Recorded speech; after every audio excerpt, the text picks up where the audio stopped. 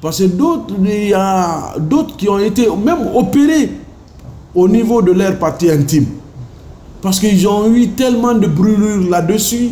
Le degré était vraiment très... Il fallait voir l'état de ces jeunes. Donc, cette psychose a fait que les gens là ne sortent plus à meurtre. Certains se sont retirés même de l'activité de la pêche. Donc, il y a l'incapacité de travail aujourd'hui sur certains pêcheurs qui ont contracté cette brûlure-là.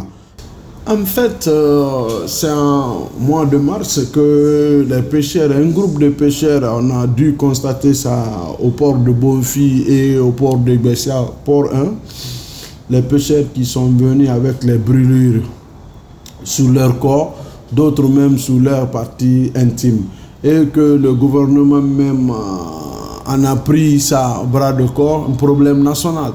Donc, en Conseil des ministres, ça a été en discuté. Il y a eu des prises en charge qui ont été prises pour des pêcheurs qui ont été à l'hôpital. Donc, il faudrait comprendre qu'il y a eu des enquêtes là-dessus. Mais, fort malheureusement, il y a eu injection aussi du ministre de la Justice par le procureur général. Donc, nous, on s'est dit que jusqu'à présent, les choses sont en train de tarder et que le gouvernement qui avait pris le problème à bras le corps a délaissé cette situation majeure parce qu'on devait s'inquiéter de la vie de la population. On parle d'une pollution marine. Donc, en utilisant des produits chimiques. Est-ce que ces produits chimiques ont des réactions qui peuvent se faire 2 ans après? Donc, on ne le sait pas. Donc, on devait prendre ça, ce problème-là, au sérieux, parce que le poisson, 85% de la population ne mange que le poisson, des produits venant de la mer. Donc, les gens n'ont pas de moyens de s'acheter de la viande et d'autres espèces, des autres animaux. Ils n'ont pas les moyens de s'acheter de cela. Donc, tout le monde profite de la pêche. Donc, pour avoir à manger. C'est seulement le poisson que vous pouvez gagner à 5 000 francs et vous faites un maragolin bien préparé et que la famille, toute la famille puisse manger. Donc, si on parle de la pollution de cette zone, nous devons vraiment prendre ça au sérieux. Mais fort malheureusement, même au niveau des organisations de la société civile, personne ne s'est intéressé, personne n'a parlé. Même ceux, les défenseurs qui se disent défenseurs de l'environnement, personne n'en a parlé. Le CNT, personne n'en a parlé. Donc vous avez vu que si le gouvernement aussi délaisse, ça veut dire que la population même n'est pas préoccupée par sa santé. Quel est l'état aujourd'hui de ces pêcheurs-là qui ont eu cette maladie? Est-ce qu'ils sont guéris? Quelle est leur situation sanitaire? Oh oui, à vue d'œil, les pêcheurs se sentent guéris, mais leur activité aujourd'hui est paralysée. D'autres ont peur même, d'autres, cette psychose qu'ils ont eue. Parce que d'autres, il y a d'autres qui ont été même opérés au niveau de leur partie intime. Parce qu'ils ont eu tellement de brûlures là-dessus. Le degré était vraiment très... Il fallait voir l'état de ces jeunes. Donc, cette psychose a fait que les gens là ne sortent plus à meurtre. Certains se sont retirés même de l'activité de la pêche. Donc, il y a l'incapacité de travail aujourd'hui sur certains pêcheurs qui ont contracté cette brûlure-là. Donc, vous avez vu, donc, est-ce que ceux-ci-là ne sont pas accompagnés? Ils ont été pris en charge à l'hôpital, mais ils ne sont pas accompagnés. Donc après l'hôpital, ils n'ont pas eu d'accompagnement? Non, ils n'ont pas eu d'accompagnement, ils n'ont pas eu d'autres choses. Donc, vous avez vu, il y a tout ça.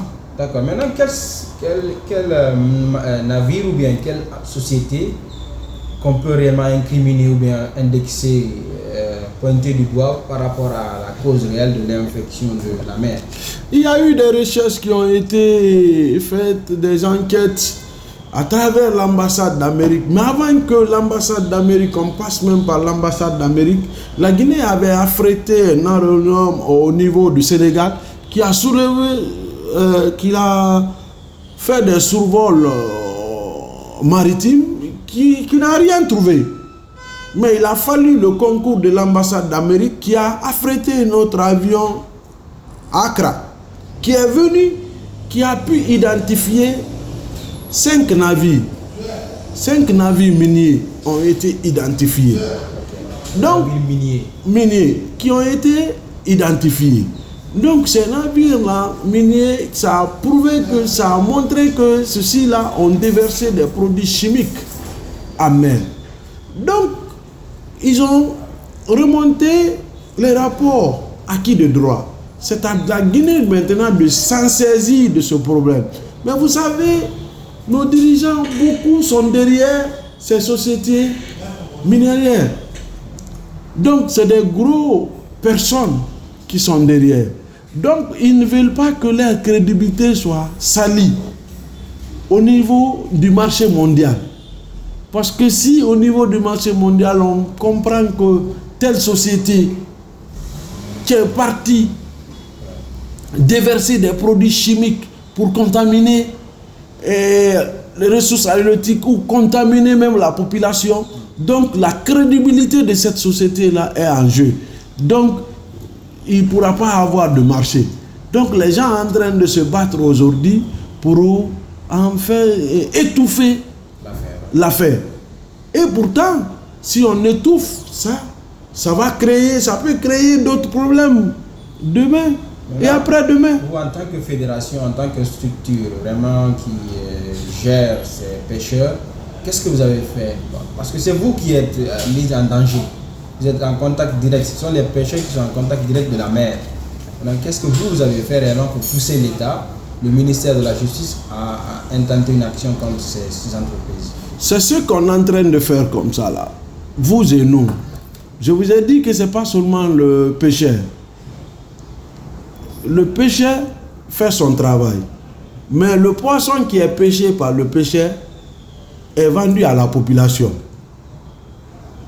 Et on parle de produits chimiques déversés là où le pêcheur, là où il doit être sain, et pour que le pêcheur chaîne de bons poissons sains, pour que la consommation soit saine. Donc si on regarde seulement côté pêcheur, on passe à côté. Donc le problème est national. Donc nous devons nous lever tous ensemble. C'est pour cela que nous communiquons là-dessus, pour informer du danger de ce qui est en train de nous guetter. Et ce qui est déjà fait. Pour que les autorités, l'alerte là puisse tomber de bonnes oreilles à nos autorités pour poursuivre, pour aller jusqu'au-delà de ces problèmes, pour ne pas de plus que ces mêmes problèmes puissent se répéter. Parce qu'il faut comprendre que le Nord, les sociétés minières se sont installées chacun maintenant à son port. Et c'est chose qui n'est pas normale. Les ports sont créés, n'ont pas d'administration, il n'y a pas de contrôle. Les gens rentrent comme ils veulent, ils sortent comme ils veulent. Donc ça, c'est des problèmes. Ça, c'est des problèmes. Et là où ils sont en train de mener leurs activités, c'est là-bas aussi le lieu de nutrition, le lieu, l'habitat préférable des produits, des espèces halieutiques. C'est là au niveau des forêts de mangroves. C'est ce qu'on est en train de dire. C'est la destruction là qui est en train de continuer pour installer ces ports miniers. Donc nous devons lutter contre là-dessus et interpeller les décideurs. Nous ne pouvons que faire cela.